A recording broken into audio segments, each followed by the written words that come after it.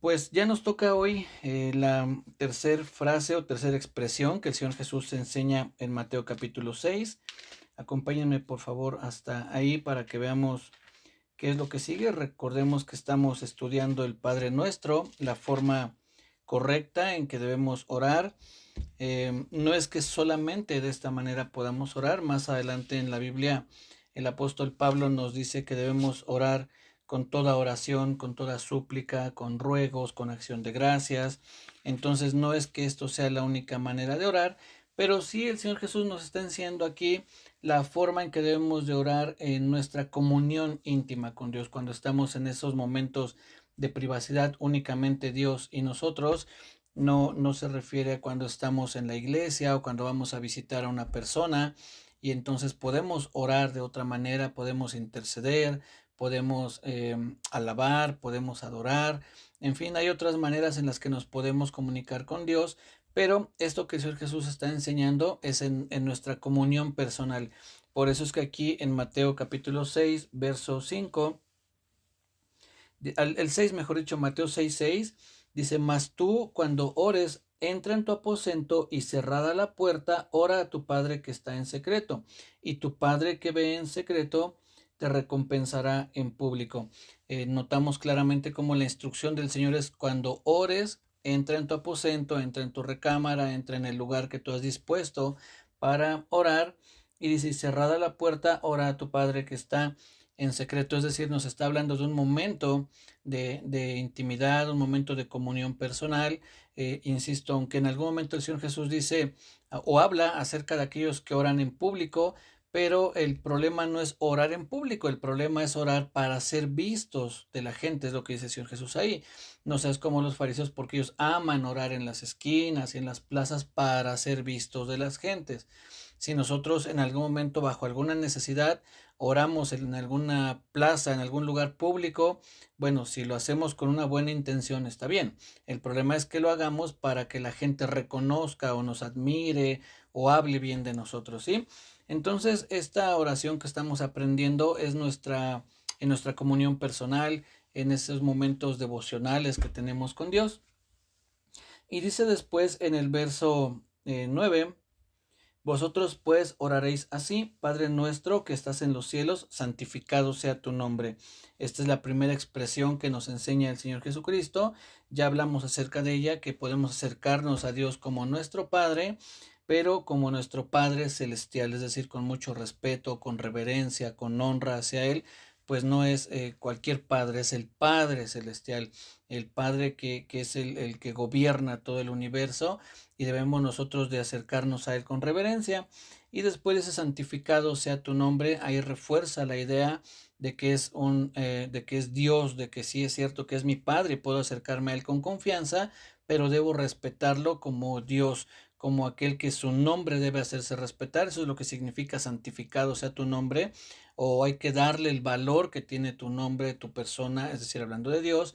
Eso es lo que significa muy a grandes rasgos el decirle: santificado sea tu nombre. Reconocemos que es Dios, reconocemos su deidad y de esa manera nos acercamos a Él con mucho respeto. Después la siguiente expresión es: venga tu reino, una expresión bien chiquitita, pero que ya lo vimos la semana pasada, como es muy profunda. Es pedirle a Dios que su reino siga avanzando en la tierra, que ese reino que Él ha comenzado, que ha acercado. En palabras del Señor Jesús, Él dijo: arrepentíos porque el reino de los cielos se ha acercado. ¿Quién acercó el reino de los cielos? Pues el Señor Jesús. Hay algo que es muy interesante en la Biblia y viene muy ad hoc o muy de la mano con todo lo que hemos estado estudiando. Y vale la pena mencionarlo porque nos va a dejar ver una mejor manera esto de cuando pedimos venga tu reino, y la siguiente petición, que es hágase tu voluntad, así como en el cielo, en la tierra. Es que la revelación que Dios ha dado en su palabra, así como los planes de Dios, son progresivos. Viene una revelación progresiva, es decir, revela un poquito, luego otro poquito, luego otro poquito más, otro poco más, hasta que llega el cumplimiento de o de gran parte de esa revelación. Aunque hay todavía algunas profecías, algunas cosas que se han mencionado en la Biblia que están por cumplirse. pero podemos ver esa revelación progresiva y los planes de Dios, cómo van avanzando, cómo cuando el hombre peca, cuando Adán y Eva pecan, y están ahí todavía en el jardín del Edén, y Dios les pregunta qué hicieron y todo eso que más o menos conocemos. Llega un momento en el que le dice a la serpiente: pondré enemistad entre tu simiente y la simiente suya, es decir, la simiente de la mujer. Dice: esta te herirá en la cabeza y tú le herirás en el calcañar. Ahí comienza la revelación de Dios en cuanto al Mesías que habría de venir, en cuanto a la forma en que el hombre podría nuevamente acercarse a Dios, en que podría ser restaurada nuestra relación con Dios. Obviamente Dios no dice todo eso ahí, porque eso es lo que les comento, es una revelación progresiva, solamente nos da una pista, nos deja ver de alguna manera que hay una solución, que hay esperanza, alguien que podría derrotar a la serpiente.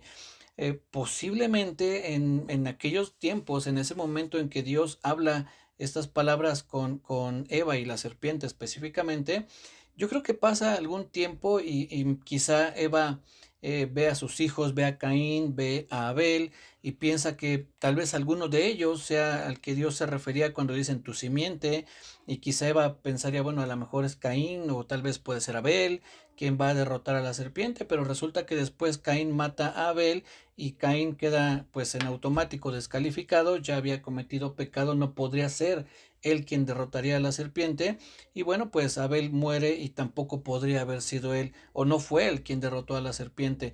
Entonces seguía esperando Eva, alguno de sus hijos, poder ver que alguno de sus hijos sería quien derrotaría a la serpiente, y después le nace Set y quizá ella pensaría, bueno, tal vez no fue Abel ni fue Caín, pero posiblemente en Set se cumpla esa palabra, pero vemos que tampoco fue así.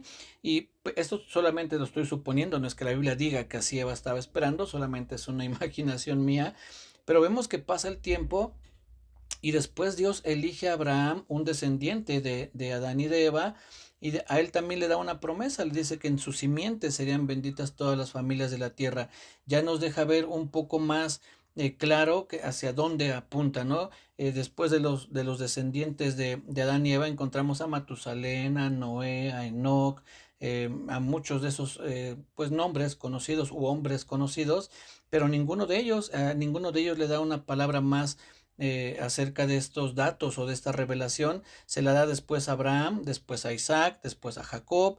Después a Jacob le dice que también en su descendencia, de sus descendientes elige a Judá, de Judá más adelante elige al rey David, y entonces vemos cómo ya apunta, comienza a enfilarse de una manera muy clara hacia dónde quiere el Señor llevar las cosas. Y a través de los profetas no solamente nos dice de dónde vendría, dónde nacería, que nacería en Belén, que tendría su sede pues de ministerio, por decirlo así, en Capernaum, que tendría que estar también un tiempo en Nazaret para que fuese llamado Nazareno.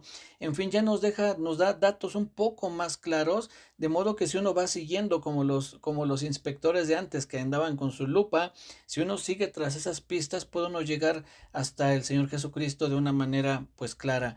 Pero todo eso ha sido algo progresivo, ha sido una revelación que ha venido de a poco a poco, de a poquito en poquito.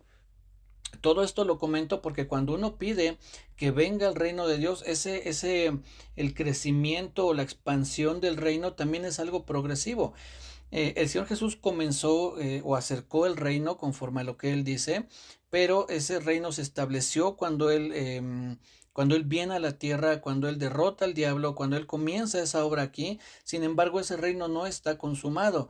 ¿A qué me refiero? Que el Señor Jesús todavía no está aquí en la tierra reinando personalmente o en ese cuerpo que Él tiene, en ese cuerpo glorificado. Les decía la semana pasada que Dios en ningún momento perdió el gobierno, en ningún momento dejó de reinar, en ningún momento dejó de tener autoridad, dejó de ser soberano, en ningún momento el diablo hizo lo que se le dio la gana al derrotar o al hacer que el hombre pecara. Siempre el diablo ha estado sometido a Dios. Lo podemos ver en Job cuando Dios le permite tocar a Job, o primero le permite tocar sus cosas y después sus pertenencias, todo lo que tenía Job, y después le permite tocar a Job, pero no le permite tocar su vida. Le dice, tócalo a él, pero no toques su vida. Entonces el diablo está sometido a Dios. Cuando el Señor Jesús le dice a Pedro, Simón, el diablo os ha pedido para zarandearlos, nos damos cuenta cómo también el diablo tuvo que pedirle permiso a Dios para poder tocar en este caso a Simón.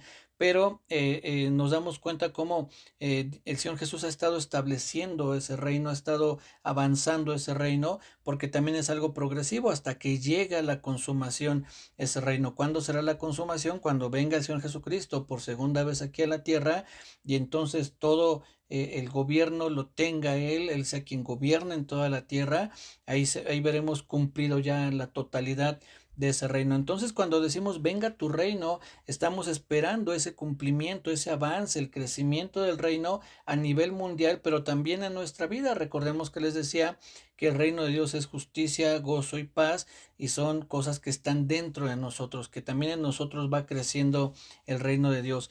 En Mateo, en una de las parábolas que dice Mateo 13:33, es yo creo que una de las parábolas más chiquitas que podemos encontrar que haya dicho el Señor Jesús, pero compara el reino de los cielos con tres medidas de harina que dice que fueron puestas, fueron divididas por una mujer y les puso levadura, dice hasta que todo fue leudado. Así es el reino de los cielos. ¿Qué es la levadura o qué es lo que pasa? Recordemos que un pedacito de masa, si se leuda, esa masa comienza a esponjarse hasta que crece. Entonces, así el Señor Jesús compara el reino de los cielos con una masa que es leudada, es decir, comienza con algo pequeño, pero se expande, se extiende hasta que llega a ser muy grande. Entonces, cuando uno pide que venga el reino de Dios, es eso, que se expanda el reino de Dios a nivel mundial, pero también en mi vida, que en mi vida se note que pertenezco a ese reino, que soy hijo del reino, como veíamos en esa parábola también que cuenta el Señor Jesús del trigo y la cizaña. Él se refiere al trigo como los hijos del reino, que somos nosotros los que hemos creído en el Señor Jesús, somos los hijos del reino y como tal debemos de comportarnos como pertenecientes a ese reino, ¿sí? Después la siguiente expresión es hágase tu voluntad. Eso lo encontramos en el verso 10. Hágase tu voluntad como en el cielo, así también en la tierra.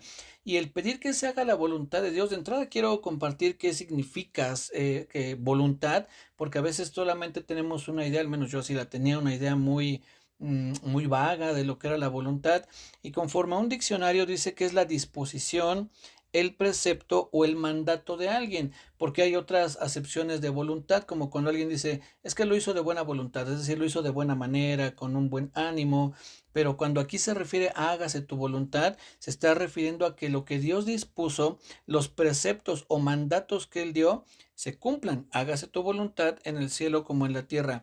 Ahora, hay que mencionar esto porque también es importante. En algunos preceptos o algunas cosas que Dios ha determinado se van a cumplir muy independientemente a lo que nosotros hagamos. Hay partes de la voluntad de Dios que se van a cumplir. Les mencionaba acerca del Señor Jesús o de la revelación que vino dando el Señor Jesús. Cuando Dios le dice a Eva o a la serpiente, pondré enemistad entre ti y su simiente, esa profecía que Dios dio se tenía que cumplir pase lo que pase. Después vemos que en el caso de Abraham, cuando le dice también en tu simiente serán benditas todas las familias de la tierra, Abraham falló. Abraham en el camino que tuvo de donde Dios le había llamado para llevarlo a la tierra prometida, entre otras cosas, entregó 2 veces a su mujer a extraños, mintiendo y diciendo que era su hermana o diciendo una verdad a medias y entonces la entrega a extraños, ¿no? Abraham vemos cómo falla, comete un error, después no espera el tiempo o que se cumpla la promesa y tiene un hijo con la sierva de Sara, que es Ismael, y de ahí vemos cómo pasan también cosas pues que afectaron al pueblo de Israel. Después en el caso de Isaac, que fue uno de los hijos de Abraham, también hace prácticamente lo mismo, entrega a su mujer a extraños. Más adelante uno de sus hijos, Jacob, lo engaña a Isaac para obtener una bendición. Del rey David conocemos también el pecado con Betsabé, cuando censa al pueblo. Entonces, aunque esos hombres cometieron errores, fueron pecadores, el plan que Dios había determinado no se frustró, no se alteró, no cambió de curso. Dios tiene todo bajo su control. Lo que Él ha determinado que suceda va a suceder aunque nosotros fallemos, aunque en algún momento cometamos algún tropiezo. pero la voluntad que Dios ha determinado para cada uno de nosotros es esa voluntad que nosotros debemos de buscar cumplir. Lo que Dios ha determinado que va a suceder como la segunda venida del Señor Jesucristo no depende de lo que yo haga o de lo que tú hagas o de lo que la iglesia a nivel mundial haga. Escuché por ahí un predicador que decía que si la gente comenzara a ofrendar más, entonces Dios enviaría más rápido al Señor Jesús. Eso de verdad que es pues algo, no, o sea, está, de verdad que es hasta como para dar risa, no sé qué, de dónde le encuentre él la relación, ¿no? Que entre más ofrende uno, el Señor Jesús viene más rápido. Bueno, sus argumentos tendrá, pero no sé de dónde los pueda sacar. Entonces, no depende de nosotros el tiempo en el que el Señor Jesucristo venga, es algo que Dios ya determinó y se va a cumplir a su tiempo, no importa lo que nosotros hagamos.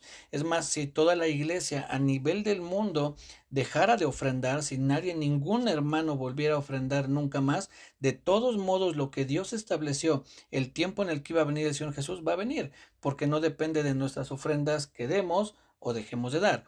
Entonces son cosas que Dios estableció, pero cuando nosotros decimos hágase tu voluntad, estamos pidiendo que nosotros podamos hacer esa voluntad, porque la voluntad de Dios se va a hacer aunque no la pidamos, aunque nadie pidiera bajo la dirección de esta oración que se haga su voluntad, de todos modos Dios haría su voluntad. No es que nosotros le estemos dando un permiso a Dios, bueno, está bien, haz tu voluntad. No, Él la va a hacer. Él es soberano y hace su voluntad. La petición que nosotros estaríamos haciendo es que nosotros podamos cumplir su voluntad, que nosotros podemos llevar a cabo la voluntad que Él determinó para nosotros o que Él tiene planeada para nosotros. Es ahí donde aplica esta petición de que Dios haga su voluntad. Es de verdad muy interesante que lo primero que uno le dice es, Padre que nuestro que estás en los cielos, les decía hace un momentito que reconocemos su divinidad, es decir, que Él es Dios y que es alguien poderoso, alguien grande, alguien a quien su nombre debe ser santificado. Entonces reconocemos que es Dios. Cuando le decimos venga tu reino, de una manera implícita o de una manera pues que va ahí mezclada, le estamos diciendo, tú eres rey. Si le decimos que venga a su reino, es porque reconocemos que Él es rey, porque reconocemos que Él es quien manda, quien gobierna. Pero cuando le decimos hágase tu voluntad, entonces yo me someto a su reinado. Por ejemplo, yo puedo reconocer como rey al rey Carlos III, que recién nombraron allá en Inglaterra. Yo puedo reconocerlo como rey, sí, pues es el rey de Inglaterra. Sin embargo, yo no estoy sometido a su reinado, yo no obedezco los mandatos, ordenanzas o leyes que él da, porque no es mi rey, es el rey de allá de los ingleses, pero no el mío. Entonces, cuando uno le dice, venga tu reino, yo estoy reconociendo que Él es rey, pero cuando le digo, hágase tu voluntad, entonces estoy reconociendo que es mi rey, que es mi Señor y que yo quiero someterme a la voluntad. Y aunque es una petición que de primera mano me beneficia a mí el poder hacer la voluntad de Dios, de una manera clara estoy reconociendo que Él es el Señor, que la voluntad de Él es la que tiene que prevalecer por encima de la mía, que no soy yo quien tengo que hacer mi voluntad, lo que yo quiera, lo que a mí me agrada, sino lo que Él espera que yo haga, lo que Él quiere que yo obedezca. Hágase tu voluntad como se hace en el cielo, que se pueda hacer también aquí en la tierra. Y aunque es una petición personal, debemos entenderla también como a nivel iglesia, Señor, que en la iglesia a nivel mundial podamos aprender a hacer tu voluntad. No, no está mal, es decir, no es algo erróneo decirle eso, que podamos aprender, porque si me acompañan por favor al Salmo 143, no pierdan su lugar ahí en Mateo, y vamos al Salmo 143, por favor. Es un salmo muy, muy bonito. Y vamos a leer lo que dice del verso 8 al 10. Dice el Salmo 143, verso 8 al 10. Hazme oír por la mañana tu misericordia, porque en ti he confiado. Hazme saber el camino por donde ande. O sea, tú dirígeme, Señor, dime qué es lo que debo hacer, porque a ti he elevado mi alma. Líbrame de mis enemigos, oh Jehová, en ti me refugio. Vean lo que dice el verso 10. Enséñame a hacer tu voluntad, porque tú eres mi Dios. Tu buen espíritu me guíe a tierra de rectitud. Vemos como aquí el salmista, que dice aquí que es el rey David, quien escribió este salmo, le pide a Dios, enséñame a hacer tu voluntad. Es prácticamente lo mismo que estamos pidiendo cuando le decimos, hágase tu voluntad. Es decir, Señor, haz tu voluntad, pero enséñame a hacer tu voluntad. Yo sé que tú vas a hacer lo que tú quieras en mi vida, pero yo quiero hacer lo que tú quieres que yo haga. Valga este juego de palabras, ¿no? Él va a hacer en nosotros lo que ha determinado, pero nosotros debemos aprender a hacer la voluntad de Dios. ¿Qué es la voluntad de Dios? En pocas palabras, lo que Dios ha mandado, los mandamientos que encontramos en la Biblia, como les decía en la definición de voluntad, que son las disposiciones, lo que Dios ha dispuesto, lo que los preceptos que Él ha dado, los mandamientos que ha establecido. Esa es su voluntad. Nosotros debemos someternos a esa voluntad. Si yo reconozco que tú eres Dios, que tú eres el rey y yo me someto a tu señorío, yo me someto a lo que tú quieres que yo haga. De esa manera entendemos también cuando uno dice que reconozcan que reconozcan que Jesús es el Señor, no es solamente decir yo reconozco que tú eres el Señor, porque es volver a lo mismo. Yo reconozco que el rey Carlos es el rey de Inglaterra, pero no es mi rey, no es mi Señor. Cuando se habla en la Biblia de que reconozcas que Jesús es el Señor, es que te sometas a su señorío. Eso es lo que quiere decir. Sométete, reconoce que Él es quien gobierna tu vida o quien debe gobernar tu vida. Esa es la forma correcta y no una repetición como a veces lo hacemos. A ver, repite conmigo. Yo reconozco que tú eres mi Señor, que tú eres mi Señor. Pero ¿qué pasa? Que la gente sigue haciendo lo que quiere porque aunque lo decimos, no es una verdad en nuestra vida. Y cuando el Señor Jesús enseña esta oración, nos enseña a reconocer que es Dios, que es Rey y que es nuestro Señor. Haz tu voluntad, Señor. Tú mandas, tú dime qué es lo que debo hacer, pero enséñame a hacerlo, enséñame a obedecerte. Como dice aquí, enséñame a hacer tu voluntad porque tú eres mi Dios. ¿De qué otra manera podemos aprender a hacer la voluntad de Dios sino que Él mismo nos enseña? Nosotros como seres humanos tenemos una naturaleza caída que siempre nos va a llevar al lado contrario de lo que Dios quiera. Si Dios quiere que hagamos el bien, mi carne quiere que haga el mal. Si Dios quiere que ayude a mi prójimo, mi carne dice que no, que porque no se lo merece o no sé qué cosas podamos pensar. Entonces siempre mi carne está en contra de lo que Dios espera. ¿De qué manera puedo yo hacer su voluntad? Con la intervención de Él, con la intervención de Él en mi vida. Por eso es necesaria esa petición. Tú enséñame, tú ayúdame, haz tu voluntad, porque yo no puedo. Yo siempre voy a buscar lo contrario, siempre voy a querer lo que a mí me agrada, siempre voy a querer hacer las cosas como yo creo que son correctas. Entonces, el decirle, hágase tu voluntad, es decirle, Señor, yo me someto, pero ayúdame, yo no sé hacer tu voluntad, yo siempre he hecho lo que yo creo que es conveniente, lo que yo quiero, y muchas veces fallamos, muchas veces no podemos someternos, y aunque nosotros le pidamos, Señor, enséñame a hacer tu voluntad, no con eso quiere decir que ya siempre, todas las veces la vamos a hacer. Es necesario conocer la voluntad de Dios, sí, muy necesario, pero también debemos saber que a veces podemos fallar por nuestra naturaleza y es necesario seguirle pidiendo, Señor, eso es una oración diaria, hágase tu voluntad, es decir, yo quiero obedecerte, pero enséñame a obedecerte, porque tú eres mi Dios, es lo que le dice el salmista. ¿A qué grado? Al grado que en algún momento podamos decir, como también dice aquí en un salmo, si me acompañan ahora al Salmo 40, por favor. Vamos rápidamente al Salmo 40 y vamos a leer lo que dice el verso 8. Dice, el hacer tu voluntad, Dios mío, me ha agradado y tu ley está en medio de mi corazón. Debemos de tratar de llegar a este punto y aunque este salmo más adelante en Hebreos capítulo 10 nos dice que está hablando acerca del Señor Jesús porque Él es al quien le agradó hacer su voluntad. A nosotros la verdad es que muchas veces no nos agrada hacer la voluntad de Dios, muchas veces desearíamos mejor hacer nuestra voluntad, desearíamos hacer lo que a nosotros nos parece que es lo correcto, pero debemos de apuntar a que así como del Señor Jesús se dice que Él le agradó hacer su voluntad, eso les digo, está en Hebreos 10, es donde citan este pasaje hablando del Señor Jesús, y es a Él a quien realmente le agradó hacer la voluntad de Dios. Puede ser que nosotros haya algunas cosas de la voluntad de Dios que nos agraden, pero muchas veces, o no es que toda la voluntad de Dios nos agrade, no porque la voluntad de Dios esté mal, porque recordemos que en Romanos dice que para que conozcamos la buena voluntad de Dios agradable y perfecta. ¿Cómo es la voluntad de Dios? Buena, agradable y perfecta. La voluntad de Dios no es mala, no es dañina, no es nada que pueda ser contrario, pero sí a nosotros nos puede parecer a veces que no es tan buena. Señor, ¿por qué estoy atravesando esto? ¿Por qué tú determinaste que hiciera esto? ¿Por qué la palabra dice que no tengo que hacer esto o que tengo que hacer esto otro? A mí eso no me agrada, yo no soy así, eso no es para mí. Entonces a veces la voluntad de Dios no nos es tan fácil hacerla, pero debemos pedirle que Él nos enseñe a hacer su voluntad al grado que podamos decirle, Señor, hasta que yo pueda decir el hacer tu voluntad me ha agradado y tu ley está en medio de mi corazón. Entonces, esa es la petición que nosotros elevamos a Dios, que debemos hacer su voluntad. En otras palabras, debemos obedecer lo que Él ha mandado que hagamos. ¿Es fácil? No, no siempre es fácil. Miren, vamos por favor a Mateo capítulo 26. Vamos a ver una oración que hace el Señor Jesús y una lucha que tiene el Señor Jesús en cuanto a lo que Dios había determinado, en cuanto a la voluntad de Dios. Mateo 26. Posiblemente conozcan este relato que está a partir del verso 36, que se conoce como cuando Jesús ora en Getsemaní, cuando va a ese lugar de Olivos a orar ahí con sus discípulos. Y entonces miren lo que dice en el verso 39, Mateo 26, 39.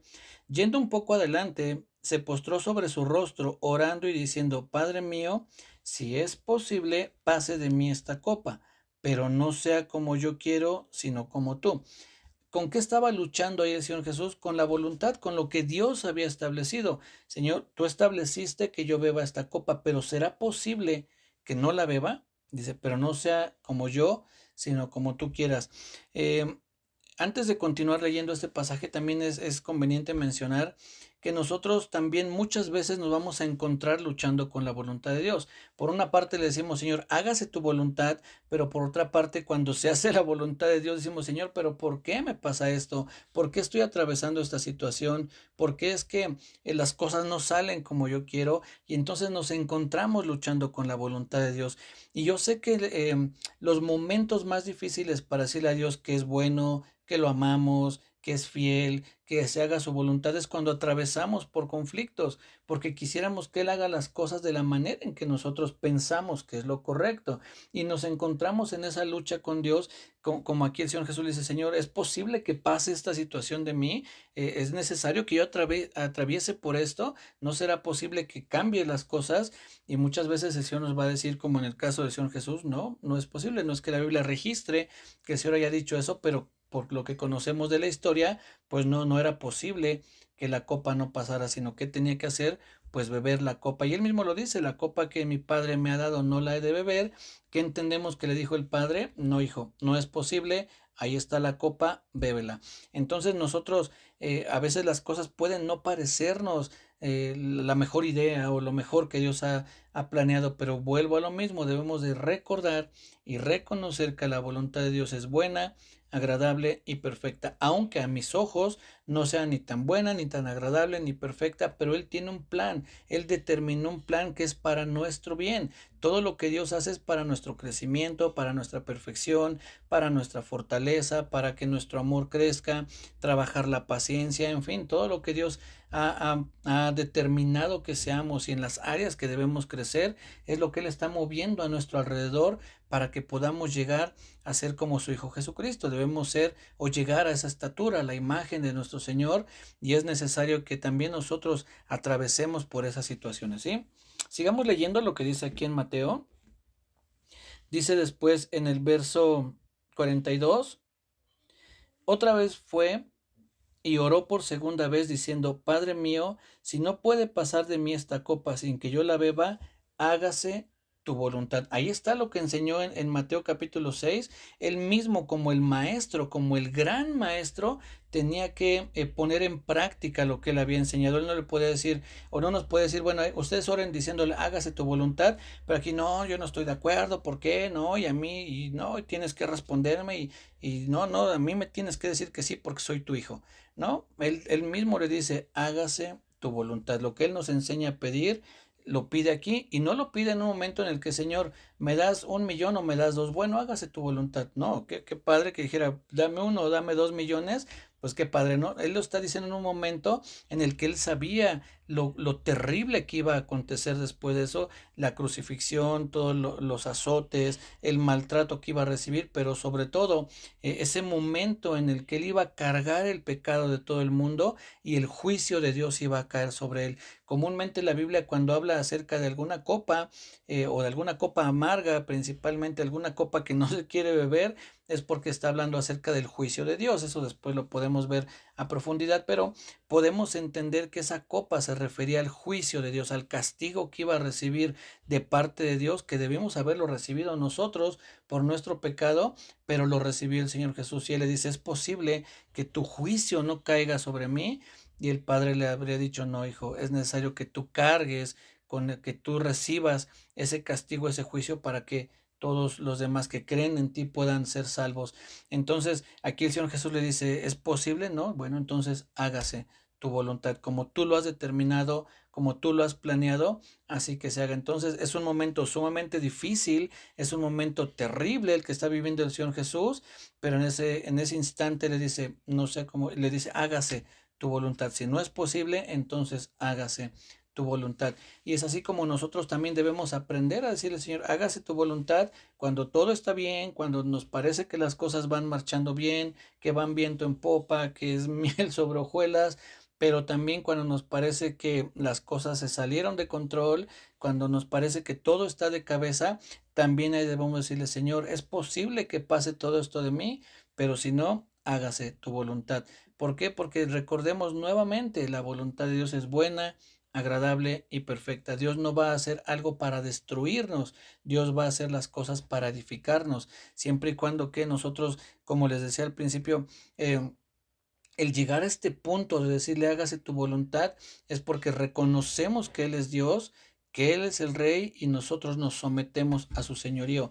Y si podemos llegar a ese punto, si podemos llegar al punto de reconocer que Él es Dios, que Él es Rey y que nos sometemos a Él, es porque el Espíritu Santo ya hizo su obra en nosotros, de convencernos de que somos pecadores, de convencernos de que nos hemos alejado de Dios o que estamos lejos de Él y que necesitamos arrepentirnos de esos pecados para que podamos acercarnos a Dios con esa confianza, decirle, Padre, Padre nuestro. De otra manera, en la separación que hay, hay entre nosotros o entre Dios y nosotros por causa del pecado, nos impide decirle Padre porque no es nuestro Padre. No es que todos somos hijos de Dios. La Biblia dice claramente que a los que creen en el Señor Jesús, a los que creen en su nombre, les dio potestad de ser hechos hijos de Dios. Entonces no todo el mundo es hijo de Dios. Solamente aquellos que reciben o que creen en el Señor Jesús, que creen en lo que Él hizo, entonces son aquellos a los que el Señor Jesús les dio potestad de ser hechos hijos de Dios. Y si nosotros hemos creído de esta manera en lo que estamos viendo que Él es Dios, también el Señor Jesús es Dios, que Él es Rey, que Él es soberano, que Él es el Rey del universo y que nos sometemos a su señorío, entonces con toda la confianza podemos decirle, Señor, haz tu voluntad. Lo que tú hagas en mi vida, a donde tú me lleves, lo que tú planees y determines para mí, siempre invariable e indudablemente será algo bueno. Dios no va a planear el mal para nosotros. Si hay un mal que Dios ha determinado es para aquellos que han rechazado a Dios. Aquellos que se han alejado de Él, aquellos que incluso han escuchado el mensaje del Evangelio y aún así rechazan someterse a Dios, si aún así rechazan el reconocerlo como su Dios, entonces pues para ellos será el castigo, que la misma Biblia nos enseña que habrá un castigo, pero que para los que hemos creído las cosas ya no son así. Entonces, aún en medio de esas situaciones difíciles, aún en medio del dolor que pueda haber en nuestra vida, podemos decirle, haz tu voluntad, Señor. Así como se hace tu voluntad en el cielo, como determinas todo allá arriba, que también yo pueda aprender a hacer tu voluntad y que me someta a ella. Pero también es necesario, vamos rápidamente a Efesios capítulo 5, ya para ir terminando. Efesios capítulo 5. La parte que a nosotros nos corresponde, mis hermanos, sabemos que todo depende de Dios, sabemos que es Él quien nos lleva a hacer las buenas obras, pero miren lo que dice Efesios capítulo 5, verso 17. Dice, por tanto, no seáis insensatos, sino entendidos de cuál sea la voluntad del Señor. Lo que a nosotros corresponde y también con la ayuda de Dios, porque solitos no podríamos, pero lo que nosotros debemos hacer es comprender cuál es la voluntad de Dios. Como aquí dice, no seáis insensatos, sino entendidos. ¿Qué es entendido? Yo sé lo que Dios ha dicho en su palabra que tengo que hacer y sé lo que no debo hacer. Yo entiendo la voluntad de Dios, que a veces nos cuesta, como les decía, pues sí, claro que nos cuesta a veces obedecer lo que Dios ha determinado, pero debemos ser entendidos, debemos de conocer qué es lo que Dios quiere que hagamos, porque nadie podrá justificarse por ignorancia. Si Señor, yo no sabía, pues no sabías porque no estudiaste, no leíste la Biblia o no asistías a la iglesia. Entonces, ¿cómo ibas a conocer mi voluntad si aunque tú decías que yo era tu Dios, estabas alejado de mí? Entonces la ignorancia no nos va a salvar de lo que Dios ha determinado que hagamos. Entonces debemos ser entendidos, debemos conocer cuál es la voluntad de Dios, debemos obedecer lo que Dios ha determinado para que no solo le digamos hágase tu voluntad y enséñame a hacer tu voluntad, sino que yo mismo sepa qué hacer, reconocer cuáles son esas áreas y más preciso decirle, Señor, enséñame a hacer tu voluntad en esta área de mi vida. Me cuesta mucho X, ¿no? Lo que cada uno sabe que nos cuesta trabajo. Ayúdame en esta área, Señor. Esto es lo que yo creo que ahorita me ha mantenido lejos de ti, pero ayúdame, enséñame a hacer tu voluntad. Y termino con este pasaje que dice en Mateo 7, 7:21. Con eso terminamos porque está a punto de acabarse la reunión. Mateo 7:21 dice lo siguiente: no todo el que me dice Señor, Señor, entrará en el reino de los cielos, sino el que hace la voluntad de mi Padre que está en los cielos. Si queremos entrar al reino de los cielos, debemos hacer la voluntad de Dios y hacerlo para gloria de Dios. No únicamente para entrar al reino de los cielos, sino para llevar gloria a Dios, pero esa será la manera o la forma en que entraremos al cielo, obedeciendo a nuestro Dios. Sabemos que la salvación es por fe, pero una fe que se expresa en obediencia. Así es que tengamos fe en el Señor, pero obedezcamos también su voluntad. Y esto fue, Señor, hágase tu voluntad, así en el cielo como en la tierra, o así en la tierra como en el cielo, ¿sí? Dios les bendiga, cuídense mucho, nos saludamos el martes, primeramente Dios.